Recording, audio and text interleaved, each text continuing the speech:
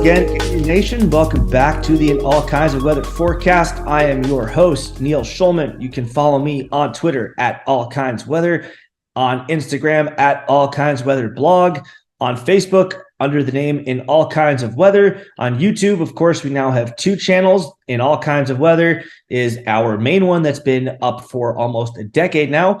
Our new channel, of course, the podcast-specific channel, the In All Kinds of Weather forecast YouTube channel, now up and running. Please go ahead, give us a like on this video and a subscription on that podcast channel if you would not mind. Definitely would appreciate that as we lift that off the ground. Today, I'm joined by new In All Kinds of Weather intern Ethan Howick, who you may remember from some recently past baseball/softball coverage on the website. He'll be joining us on the pod moving forward this spring. Big time Gator baseball and softball fan, along with other sports, obviously, but really into baseball, really into softball. So he's going to be covering that for us this spring, and we'll get talking with him and talk about the Gator baseball team in just a minute, as they got a big series win this past weekend over the Miami Hurricanes. But before we do that, quick word about our sponsors/partners. We are proudly partnered with the Gator Good Foundation, the nonprofit organization that works to send underprivileged Gator fans to the swamp. We collect donations from fans, and we use them to bring someone to his or her first ever Florida Gator football game. All expenses paid. If you believe you or someone you know is worthy of the honor for 2023, please email us at gatorgoodfoundation@gmail.com. If you would like to donate to our cause, please go to our website, gatorgoodfoundation.com, and click on the donate button. Second, we are proudly sponsored by Stingray Branding.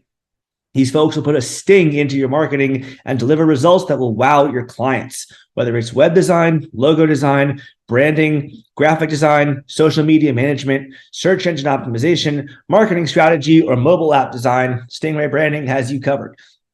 If you or someone you know needs professional help in any of the above, here are three great reasons why you should choose Stingray Branding. One is it's a veteran-owned business. Can't think of a much better way to properly thank those who serve our country than by giving the business. Two, it's run by a UF alum and big-time Gator fan. And three, they've got the personal stamp of approval from In All Kinds of Weather, as they produced our new logo and our new website. And they did the new Gator Collective website and the new Gator Collective logo. And they do the marketing for the Charleston Gator Club, and they've still got more Gator-related stuff coming on the horizon. So if you're listening to this podcast and you or your brand or company needs help in any of the aforementioned areas, rest assured that Stingray Branding will more than take care of you. To learn about their services and rates, go to stingraybranding.com. So with all the ads taken care of, today marks the introduction on the podcast side of things, at least, for Ethan Howick, who's going to be interning for us this spring and helping out with some baseball/softball coverage. He has written some baseball stuff for us on the website before on inallkindsofweather.com, and he's going to be our unofficial/semi-official baseball softball correspondent this year. So Ethan, just let us get to know you a little bit better. Tell us a little bit about yourself, and specifically how you became a Gator fan and how you got into journalism, and what you're looking to accomplish this spring with us. Thank you for having me. It's a pleasure. I've just been a huge Gator fan since I was young. My dad went to Florida. Lived here pretty much my whole life, and I'm just looking forward to. I've lived in Gainesville, which is where I've been from. So been taught just to go to the games, cheer on the team, and I've just learned to appreciate like all the different sports and the environments and the players. And I'm looking to really accomplish like a lot of things. I mean, I've been getting into journalism by writing on my own. I use LinkedIn to write about my favorite teams and everything. And this season, I'm really just looking to accomplish just talking sports and just learning about the whole like sports journalism in general, like writing, correlating stats and everything. Yeah, it's just always like made me interested in that. So not really much to say except that I just want to just help out and just like contribute to a Gator website and just talk sports. You know what I mean? Yeah, I mean that's what sports journalism really does. I mean, it's just talking sports with people who want to read slash listen to or about sports. I mean, people who get into journalism do so because they love what they do. And I mean, I think that you'll find, especially with this year's Gator baseball team, which we'll get into very, very shortly, it can be very, very fun to talk about a team that has just so many different things about it to like, not just the people, obviously, because I mean, if you know the people, that obviously helps, but just there's so much that this team does well, and that just makes them that much more easy to root for and follow, because it's fun. And the people who follow the sport along with us, our readers slash our audience, I think, sees a lot of the same things in them, because it's hard not to see them, with them being in the top 5 of almost every statistical category, at least on offense. But so before we talk more about baseball, though, that will be the crux of this episode, got to touch on the other stickball sport. The softball team at Florida had a bit of a rough patch about a week and a half, 2 weeks ago now, I guess, where they went to California and got punched in the mouth a couple times by some pretty good teams. Oregon and UCLA shut them out, and then Cal Fullerton beat them. So they went 1-3 on the week. Not really the results that we were looking for there, but they did bounce back since then. They swept UAB. They beat Central Florida on Wednesday night, so not the best competition there, but nonetheless nice to see the bounce back. So far this year, they're 15-3. What has stuck out to you that's impressed you, and what do you think the biggest thing is that the Gator softball team has to work on? I mean, what stuck out to me is just, I mean, I was gonna say this, is that beating teams in a timely and dominatingly fashion up until that time in California. But yeah, I feel like what stuck out to me is just like a bunch of different players contributing. I mean, you have Sam Rowe, Avery Gels, Skylar Wallace. Um, I just think that you just have a dynamic offense that isn't just going to hit it like out of the ballpark, which the Gators aren't necessarily like a long ball team. They're more about just getting on base and then scoring runs via that. But also, like, these last few games, what stuck out to me is that I know they haven't been playing the competition that they really playing the competition that they did in California, right? And they got lost, and they kind of got exposed, losing 18-0 to top 25 teams in those 2 games. I think what stuck out to me is really just the pitching. I mean, they only allowed 1 run the whole 3-game series against UAB. First, and then yeah, they shut out UCF last night. So it's really been just the pitching to me, and I'm looking forward to seeing what they can build off of, like hitting wise in the SEC, like hitting, maybe improving a little bit on the hitting wise when they were against in California, just like getting on base more and figuring out ways to do that, because that's really what helps score runs. Yeah, I mean, you're right. Softball, I think in general, is less about hitting home runs. I mean, there are some hitters like, Jocelyn Allo at Oklahoma last year who was just adept at that. Florida had a couple back in the day with Lauren Hager. Amanda Lorenz could do that well, but it's not really a home run friendly sport the way baseball can be. I don't want to say baseball is home run friendly, but it certainly can be if you've got that power. Softball, the shorter distance, I think, between the pitching circle. It's not a mound, it's a circle. The softball people will get mad if you don't make that distinction. The difference between the pitching circle and home plate is just shorter. So you don't have the time to just load up and load and explode on the softball the way you do on the baseball, where you have a farther distance. And the pitches are coming in fast, but they're also not as fast as 95-mile-an-hour baseballs get thrown. So you have to supply more of the power, whereas in baseball, the pitcher is supplying more for you. So combine those two things, I just think it's just that much more difficult to hit home runs. So Florida has to be better at getting on base for sure. As you said, I mean, getting shut out. I mean, they did have a couple base runners in those games, but you have to be able to string, reaching safely on for a few different hitters. You can't just have, a walk and a single and then the next 3 batters ground out. You can't just have a double and then maybe a walk and then the next 3 pop out as regular. You have to be able to string successful hits / walks together to be able to be successful. And Florida, I think, has to work on that as they get into the SEC schedule. I mean, they have one more tournament this weekend with Mercer, Louisiana, and Rutgers. Then a midweek game against Bucknell, and then it's SEC time. Missouri, Arkansas are not terrible teams. They kind of get thrown into the fire right away. So we'll see. I think that Florida's got a lot to be positive about, but I think that they definitely have to improve, as you said, in getting on base more consistently. So that's softball. Baseball, a bit of a different prognosis right now.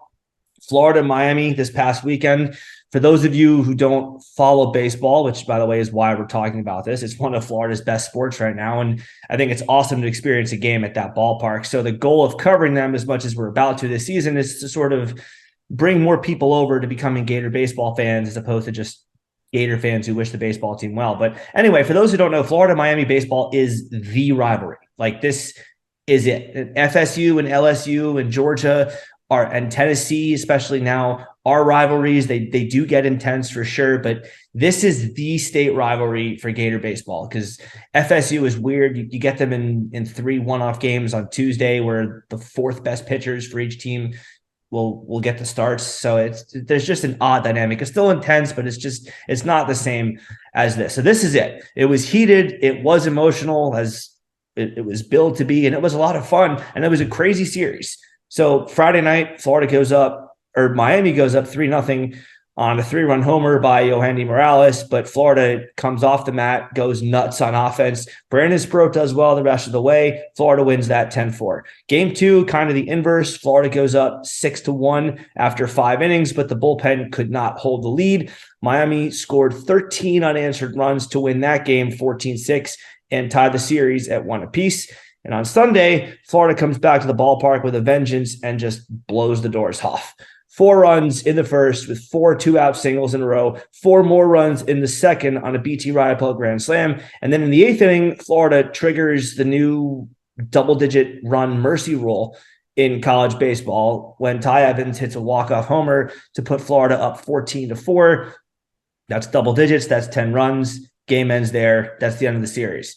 And as he rounds the bases, Evans displays to everybody exactly how much the win means. Bat flip, throat slash, blowing kisses at the Miami dugout. And then for a finale, he holds up the U and he smashes it down over his knee as he crosses the plate. So that's the basic nitty gritty of what happened. It was an intense rivalry series, a lot of back and forth.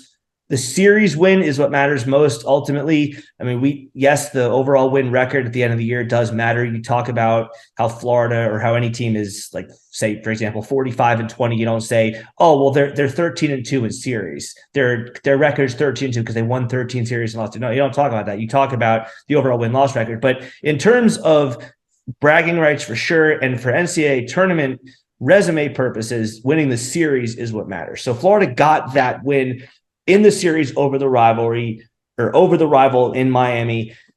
Now let's talk about it because there's so much to unpack here. So let's start on Friday night where Brandon Sproat gets himself into a 3-0 hole with the Morales homer. Miami's bench is doing the Gator chomp. Their taunts are loud. They're barking at the Gators, both the fans and the dugout. And then Brandon Sproat settles in and he gives Florida a really impressive outing. He goes 6 innings, gives up 4 runs. Only 3 of them are earned because Kobe Halter dropped a pop-up on 4 hits. So to you, Ethan, what did he show in that performance that gives you confidence the rest of the season? I feel like he showed that no matter how much he can get, he got into trouble in the beginning, right? He just didn't let that get to him. It's a rivalry game. There was a record number of students, I think, attended that game, a series record number of people in that whole series.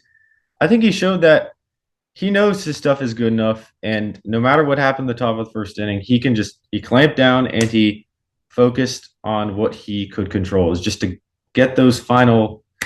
I think he pitched 5 scoreless after that, and he just figured out how to trust his stuff. I mean, he's one of the top throwing starters. I mean, he throws up to 100 miles an hour sometimes in some games, and we've been seeing it all year. It also just quiets the narrative that, oh, well, what are they going to do when we play good competition?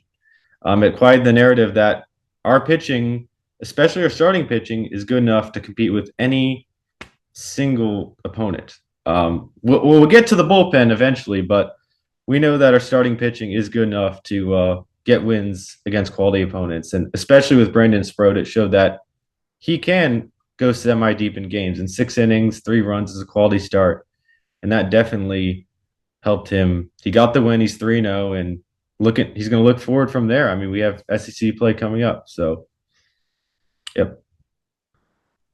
Yeah, I mean, I think that everyone who even has a passing interest in Gator baseball knows that the offense is explosive, and we'll talk about that too. But the one knock against them has been the bullpen, and we'll talk about that in a second. But that puts all the pressure in the world on Brandon Sproat to give us really, really strong outings. He'll never say this. He will never go to a press conference. He will never tweet or text anybody, yeah, my bullpen is garbage, I don't trust him. He'll never say that, but in the back of his head, he's got to know that he's seen it. He has eyes like the rest of us. He has seen the bullpen melt down before. He saw it happen the night after his performance against Miami, which we'll talk about also in a second. But I mean, he sees like the rest of us. He's aware of the situation. You can't take something that's really bad and just make something of it that it's not. It's a bad bullpen. It's a liability. And that makes it all the more difficult for him to clamp down after giving up that 3-run homer, where the emotions are high, where the Canes are taunting us, where they're doing the Gator chomp, they're throwing up the U, they're screaming all kinds of stuff from the dugout. That just adds on to all of that tension and all that emotion and all that pressure that's already on him.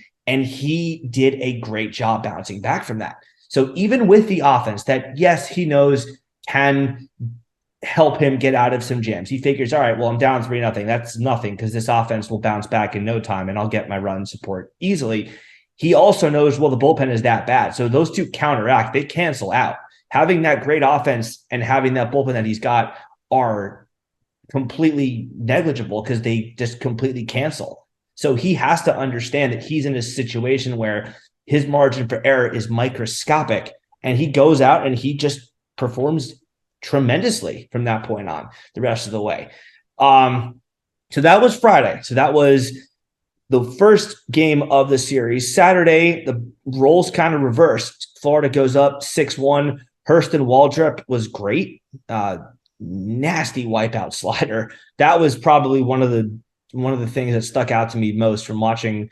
By the way, for those of you all who don't know, this is the first time I've ever been to a game at this ballpark. So my first live action of seeing Gator baseball in a real game. I also went to the Jacksonville exhibition against Georgia last year, but my first real impression of watching Gator baseball live was just how filthy that slider is from Hurston Waldrep. Jack Caglianone hits 2 homers, but then we saw the thing that we've been talking about, and I think now we have to address head on, that's been holding Florida back this year, the bullpen. It gave up the game. I mean, I guess the easiest way to ask this is, what did you make of that bullpen implosion, and what do you think Sully does with it moving forward? I don't want to go full negative here, but I think the scariest part is that the bullpen can bite you in different ways. I mean, this game, it was the hits, right? We gave up 9 hits. In that the bullpen gave up 9 hits. Correspondingly, just the runs just kept coming in too, and the 9 runs. There was no stranded runners there. There was probably a couple stranded runners, but it was the hits in this game. And I honestly think it's going to be tough to figure out the bullpen because all I know is that we've seen players like Tyler Nesbitt, Cade Fisher, except he did have a little rough outing on Sunday. But I think we've seen them as one of the more consistent bullpen. I just think going too deep into your bullpen and just taking out guys after one batter it gives more opportunities. I don't really know what to say except that was just kind of a one. I think that's going to be more of like a one-time outing. I mean, giving up 9 runs for your bullpen, I don't think it can really get any worse than that. I think that though the bullpen is a problem in that getting on the hits and the walks, I think on Sunday was the walks were the issue, and past games. I mean, if you want to go back to JU the week before, it was the back end of the bullpen walking a bunch of guys. And I think that's the most scariest part. And I think you just got to find the players who are at least throwing strikes and stranding some runners, because we know that. And then you go with those. I mean, it's not going to be perfect, and we all know that, but that's who you got to go with, the people that are throwing strikes, stranding runners, and just not giving free passes. Especially we've seen that when we've been up 8 or 9 runs too, just a couple of walks to start an inning. So I think that's who you got to look for. And I think players like Cade Fisher, who did, I think, on Friday night throw three scoreless, hitless game innings against Miami, and it wasn't when the game was too out of hand. It was 4, 5, 6 runs. And I think you see that with him. I mean, but again, he did have that. He has had some rough outings, so you just got to go with the people who are throwing strikes, and yeah, getting out of jams. Yeah, man, I like the way you put that, and it can bite you in different ways because they can give up home runs that go 475 feet. They can lose the strike zone completely and throw 10 balls in a row out of the zone, and they can maybe throw strikes, but just leave the ball over too much of the plate, and they keep getting whacked in the corner and the gaps for doubles and triples, or they can just give up a lot of hard hit clean singles in a row. I mean, they can lose the zone in a variety of different ways. You say, not hitting your spots, that can mean a bunch of different things. The common denominator, though, is whether you're walking six guys in a row or hitting batters, you're giving up a few homers in a row, or you're just leaving too many balls over the plate that get hit for doubles and triples. The common denominator is you're going to lose the game because you're going to give up a ton of runs that way. And I think we saw some of the just wildness earlier. I think about a week ago now. By the time you guys hear this, against Jacksonville, the spots weren't hit. There were some free passes, there were some singles, and there were a couple of bombs. Like, Florida's pitching just wasn't there, and I think that is in part due to the fact that it was a Wednesday game, which means that Florida. Most teams don't have 5 starting pitchers in college, but Florida was down to their fifth option, essentially, meaning that the leash was always going to be short and the bullpen was always going to have to do a lot of work to win that game. And we saw that the back end of the bullpen, which could come into play if Florida has to go deep into a regional again or the World Series, is very, very shaky. And Cade Fisher is probably the best of them. Fisher did great, but I mean, aside from him and beyond him, it's just so difficult to have confidence in them. And I will say, to sort of combat the negativity that you don't want to portray, the one sort of calm down thing I will say is that Sully has taken worse bullpen situations before and gotten production out of them as the year progressed. And it is still March. Because, I mean, in fairness, there's a lot of young guys who haven't been in this situation very much. You're telling 18, 19, 20, 21-year-old kids to grind, work, and practice for hours upon hours a day to throw maybe 5, 10, 15 pitches in a game. The adrenaline's going to be pumping for that short span of time, and you have to be perfect in it. Your sample size is going to be so small because you have this role that is not that big, but you have to do your job at that time when you're called upon. You can't have it 20 minutes later. It's going to be too late. You can't have it in warmups, but then lose it when you're on the mound. You have to have your best stuff in the moments it matters most. And that's difficult to do for kids. It's hard to zero in like that on such a short stage where so much is riding on it. And with that said, though, aside from Cade Fisher, it's just so problematic. I mean, Fisher Jameson, Ryan Slater, Blake Purnell, Nick Ficarota, yeah, they have had good moments, but they've also had bad moments. And I think the takeaway about the bullpen so far is that it's been so bad that it's at the point where it's lost 3 games for a team that, I mean, it's either Florida or Wake Forest. It's lost 3 games for a team that probably has the best lineup in college baseball, if not second best behind Wake. Florida is 12-3 right now. They've blown multi-run leads in all 3 of their losses. And in 2 of those games, including the second one against Miami, they've blown 5-run leads. And that can't happen.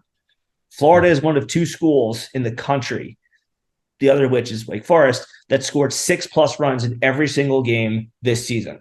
You score 6 runs in college baseball, especially when you have starters like Spurritt, Waldrop, and Caglione on the weekends, that should win you the game 99% of the time. And instead, this bullpen has already cost Florida 3 games. And it almost cost them the series because on Sunday, Florida was up 9-1, and Brandon Neely almost gave the game away. It's just causing my brain to melt thinking about it again. I'm at a loss thinking about how close Florida was to utter disaster on Sunday. Florida goes up 9-1. They have the big rally in the first inning. BT Rypel, grand slam. That's great. Sack fly in the third. It's 9-0. We're, you and I are sitting together. We're happy. We're celebrating. We're enjoying it. Miami fans are quiet. Things are good. And then in the 8th inning, Brandon Neely gives up 3 runs on 4 hits.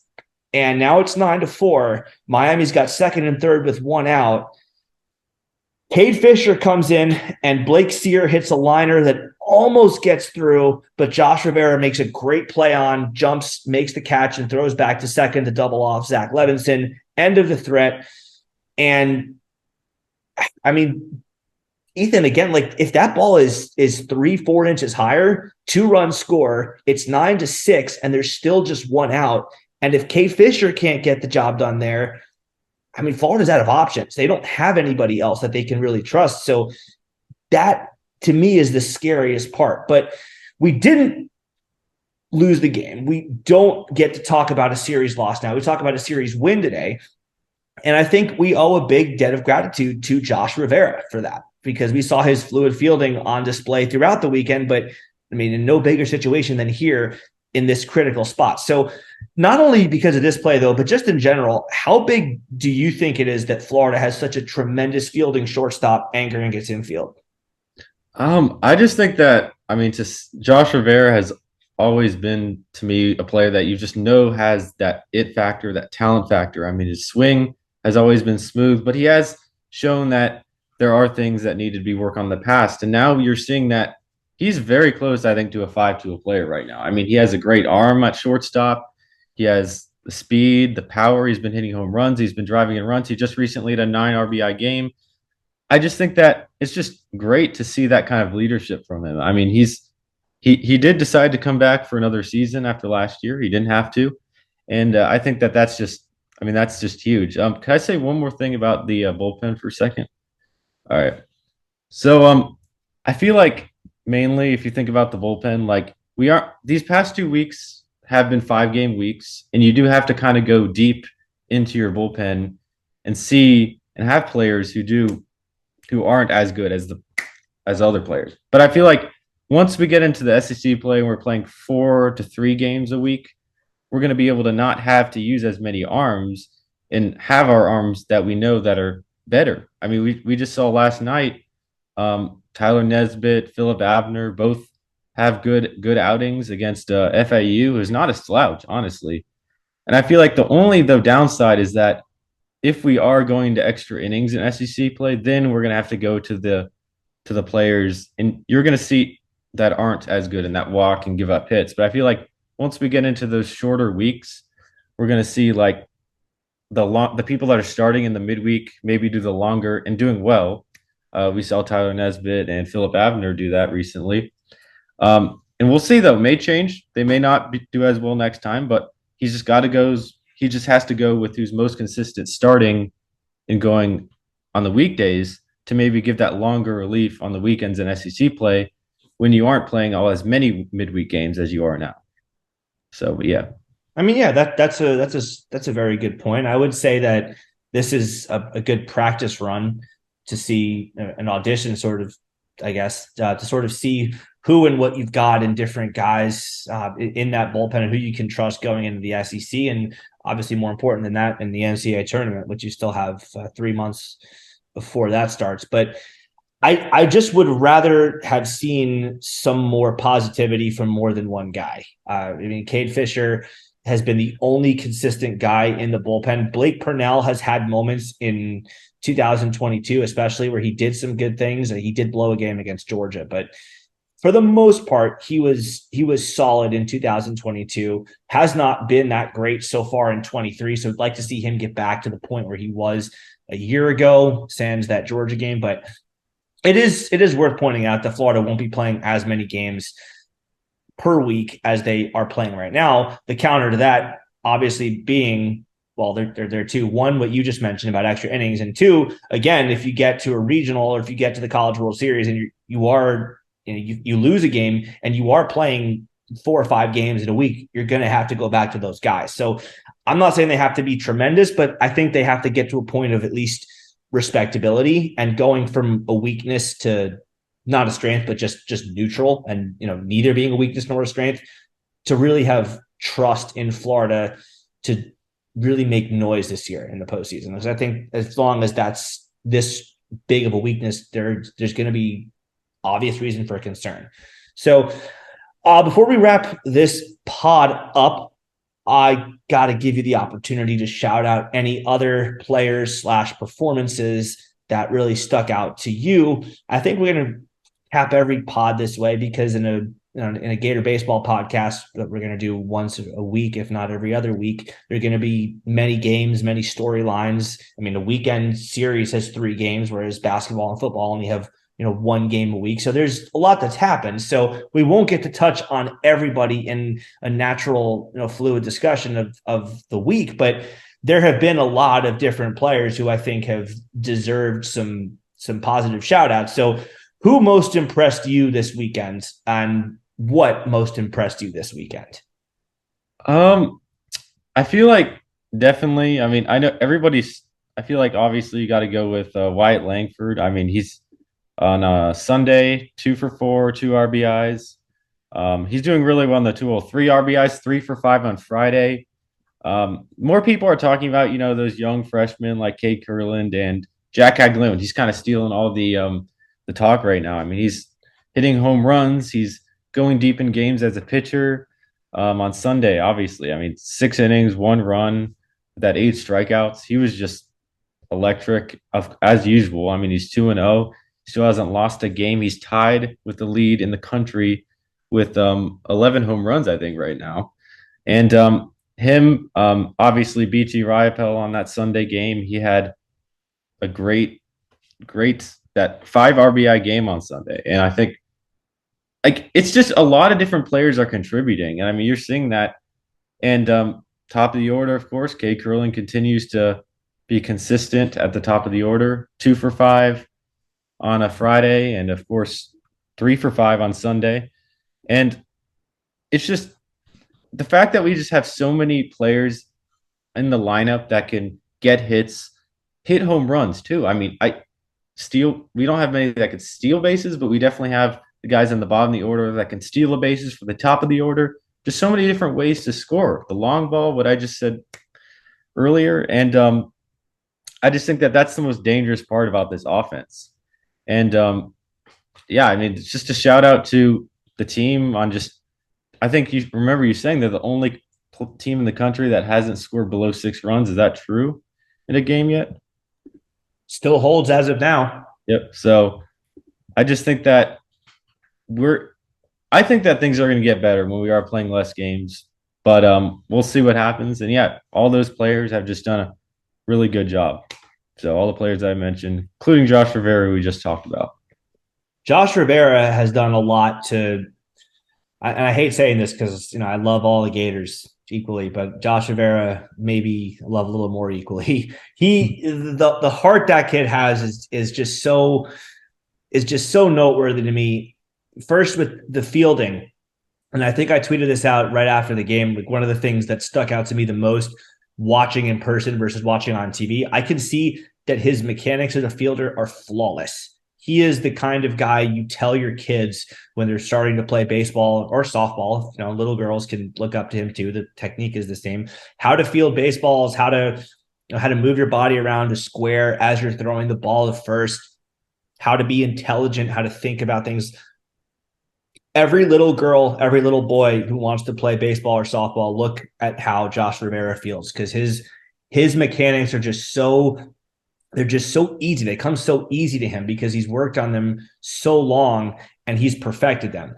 And more importantly to me is I think he had a lot of bad luck at the plate on Friday night, especially. He smoked some baseballs, but didn't get any credit. He just kept hitting them right at fielders, didn't take them to the field with them. He went to the field with a completely different mindset. Hey, whatever happened at the plate, it happened at the plate. This is time to field. Let's go make sure no balls come past me. Let's play the role of goalie and make sure that I keep everything in the infield. And he made some incredible plays throughout the weekend, most notably on Sunday, when I think he saves that game. Blake Sear hits that ball over his head. I'm certain that that's getting through, and 2 runs are scoring. And at that point, it's 9-6, and Florida is out of options in its bullpen. I mean, they have no one to go to if Fisher can't get the job done, or at least no one that they can trust if Fisher can't get the job done. And he saved them with that first, the incredible play, and then the presence of mind to throw back to second and get the double play. So great for him. And then he comes up to bat in the next half inning and smashes a home run, throws the U upside down. He's just the spark plug of this team. And I think while Langford and BT Riopelle and Cade Kurland obviously are going to get all the ink, and they should get it because they're tremendous players in their own right, this team, I think, goes as far as Josh Rivera goes. I think he is the key to them being successful later on this year, and hopefully in Omaha, Nebraska, which is the goal of every season. So definitely have to give Rivera a shout out. Also, very quickly shouting out BT Riopelle. I think he had some bad luck on Saturday too. He smacks a ball right at the pitcher with the bases loaded. If that ball is maybe a foot left or right, it's up the middle for a base hit, 2-run score for Florida. Instead, it's right at the pitcher. He's thrown out. The inning ends. Florida can't capitalize on a bases loaded, no outs opportunity, and they lose that game. He doesn't let that bother him. He comes back, calls a great game as catcher, comes back to bat the next day, bases loaded again. What does he do? Another barrel on another pitch, grand slam. Florida goes up 8-0 and should have broken that game open, but bullpen, gonna bullpen, and that is what that is. But the Gators got the series win, Ethan. So last question, I guess. I mean, we're gonna have to end every pod this way because it is a long season, but what are you most looking forward to for the Gators over the next couple of weeks? We know the bullpen has to improve, but what are you looking to see specifically over the next couple of weeks? I mean, I am looking to see, of course, the bullpen improve, and I'm just looking for see the starters, whether it be they are working hard, they have gone 5 to close 6 innings, but I'm looking to see the first 2 starters maybe go a little bit longer and just get a little bit more, just be a tad bit more what they were, like just go deeper in games, allow fewer runs. I think Sproat did allow just the 3 against Miami. But especially guys like Hurts and Waldrop, I'm looking to see him against good competition allow less than 5 runs, which he did have that 14 strikeouts and the slider was nasty.